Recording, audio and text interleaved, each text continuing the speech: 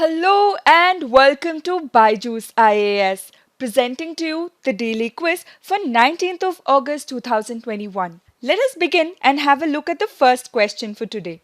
Which of the given statements is or are correct? The main objective of the Vienna Convention and the Montreal Protocol is protection of the ozone layer. Under the Kigali Amendment, parties to the Montreal Protocol will phase down production and consumption of hydrochlorofluorocarbons. Hydrofluorocarbons are massively potent greenhouse gases that cause massive destruction to stratospheric ozone. What is the context? This PIB article says that the Union Cabinet has given its approval for the ratification of Kigali Amendment to the Montreal Protocol. The Montreal Protocol on substances that deplete the ozone layer came into force in the year 1989. And this was an effort to reduce the production and consumption of those substances that depleted the stratospheric ozone. That is, the ozone that protects the earth from harmful UV radiations, that is the good ozone. So which were these ozone depleting substances? There were chlorofluorocarbons, there were hydrochlorofluorocarbons, methyl bromide, halones, etc. And these were most abundant ozone depleting substances. So the Montreal Protocol was the treaty to phase out the use of substances, that is, these substances that harm or deplete the ozone layer. Now, if these substances were phased out, there was a need to replace it with something. That is why hydrofluorocarbons were used in the place of hydrochlorofluorocarbons. Why? Because there was a key difference between these two. And that difference is that HCFC contains chlorine, and this can cause harm to ozone layer, whereas HFCs do not have chlorine and do not harm the ozone layer. But unfortunately, it was found out that these HFCs, that is hydrofluorocarbons that replace the hydrofluorochlorocarbons, are massively potent greenhouse gases and that they are a lot more powerful than the carbon dioxide. So recognizing this growth in the use of HFCs, especially in the refrigeration and air conditioning sector, the parties to the Montreal Protocol reached an agreement in the year 2016 in Kigali, and this is known as the Kigali Amendment. As per the Kigali Amendment, the parties to the Montreal Protocol will phase down the production and consumption of hydrofluorocarbons by 80% to 85% by the late 2040s.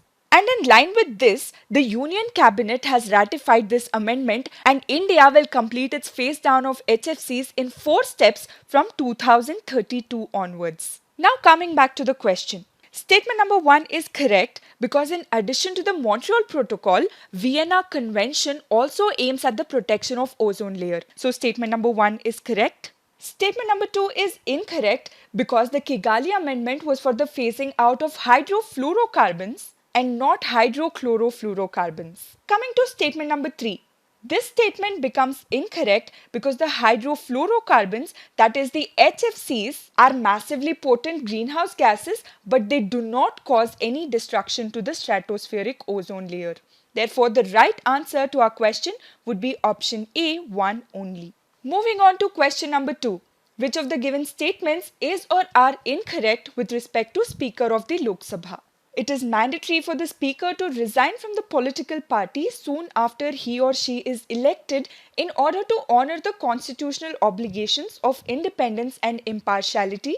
The speaker is empowered to order the suspension of a member from the house and revoke such an order. When the Lok Sabha is dissolved, the speaker shall vacate his or her office immediately. What is the context? This article in the Indian Express newspaper today talks about the need for an impartial and independent speaker, and hence this question. When we have a look at statement number 1, while it is necessary for a speaker to honor the constitutional obligation of independence and impartiality, and while it is important for him or her to be neutral in the Lok Sabha, it is not mandatory for the speaker to resign from the political party once he or she is elected as the Speaker of the House. Therefore, statement number 1 becomes incorrect. But has there been an instance where the speaker has resigned from the political party? Yes. In the year 1967, Dr. Neelam Sanjeeva Reddy, after assuming the office of speaker, formally resigned from his political party. However, this is not mandatory, so statement number 1 is incorrect. When there is a misconduct, the Speaker is empowered to place a member of the House under suspension. But the authority for revocation of this order is not vested in the Speaker. A Speaker can only suspend a member of the House. So who can revoke this suspension order?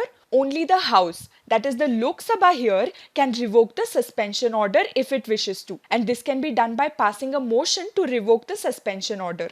Therefore, statement number 2 also becomes incorrect. Statement number 3 is also incorrect because the Speaker holds the office from the date of his election till immediately before the first meeting of the Lok Sabha after the dissolution of the one to which he or she is elected. So immediately after the dissolution of this house to which the Speaker was elected, the Speaker does not vacate the office. Therefore, statement number 3 is also incorrect. Since the question is asking us for incorrect statements, the right answer to our question would be option C, 1, 2 and 3. Moving on to question number 3. Which of the given statements with respect to Indian Ocean Rim Association is or are correct? It was formed by an initiative of India and South Africa. All the Quad members are among its member nations. Indian Ocean Dialogue is a flagship initiative of IORA. It has set up the Information Fusion Center, Indian Ocean Region at Gurugram. What is the context? This PIB article has a reference to the Indian Ocean Rim Association and hence we've taken this question. See, the Indian Ocean Rim Association is an intergovernmental organization and it was formed to strengthen the regional cooperation and sustainable development within the Indian Ocean region. Right? Earlier, it was named as the Indian Ocean Rim Initiative. It was also called as the Indian Ocean Rim Association for Regional Cooperation or IORARC. And this was formed in 1997 as an initiative of India and South Africa. IORA has 23 members and 9 dialogue partners. Now let us go back to the question and answer it. Statement number 1 is correct because we just discussed that this was an initiative of India and South Africa. Statement number 2 becomes incorrect because while India and Australia are members of IORA, the other 2 Quad members, that is Japan and United States, are not its members but are its dialogue partners.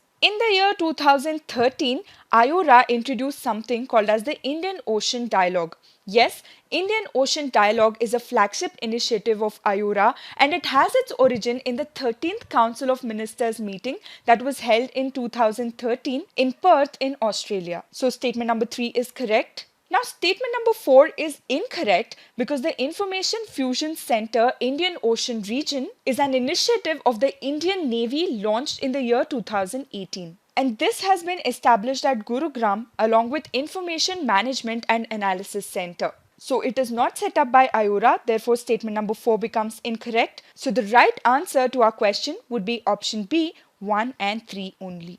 Moving on to question number 4. Consider the following pairs, that is festivals and tribes. Number 1, Wanchua, Tiva tribes. Number 2, Nyokum, Nishi tribes. Number 3, Myoko, Lushai tribes. What is the context? In the Hindu newspaper today, there is a mention of the Wanchua festival of the Tiva tribes. Tiva tribes, also known as Lalung, is an indigenous community that inhabits the state of Assam and Meghalaya. These tribes practice jhum or shifting cultivation. And the Wanchua festival is celebrated by the Tiva tribesmen to mark their good harvest. Coming back to the question, Wanchua is celebrated by Tiva tribes, correct? Nyokum is the festival celebrated by the Nishi people of Arunachal Pradesh. These people were also in use because they traditionally wear cane helmets surmounted by the crest of a hornbill beak. And this has become a cause of concern with respect to the conservation of hornbill. So pair 2 is correct. The Myoko festival is celebrated by the Apatani tribes of Arunachal Pradesh. So this pair becomes incorrect, making the right answer to our question option C, 1 and 2 only. Please note that these Apatani tribes are important because the UNESCO has proposed that the Apatani Valley must be included as a World Heritage Site for its extremely high productivity and unique way of preserving the ecology. Now let us take up a previous year question from Prelims paper 2017. Broad-based trade and investment agreement is sometimes seen in the news in the context of negotiations held between India and option A, European Union, option B, Gulf Cooperation Council, option C, Organization for Economic Cooperation and Development, option D, Shanghai Cooperation Organization. In the year 2007, India and European Union had launched talks for having a wide-ranging free trade agreement. And this free trade agreement was officially called as the Broad-Based Trade and Investment Agreement. And this BTIA was yet again in news in the year 2017 because of Brexit. And that is probably why the question appeared in the 2017 prelims paper as well. So the right answer to our question would be option A, European Union. Now let us take up the fact of the day, rice fortification. What is the context? This is an article in the Indian Express newspaper. And this article states that in his Independence Day speech, Prime Minister Narendra Modi announced that by the year 2024, fortified rice will be distributed under various government schemes. And these government schemes would be schemes such as public distribution system, the midday meals in school, etc.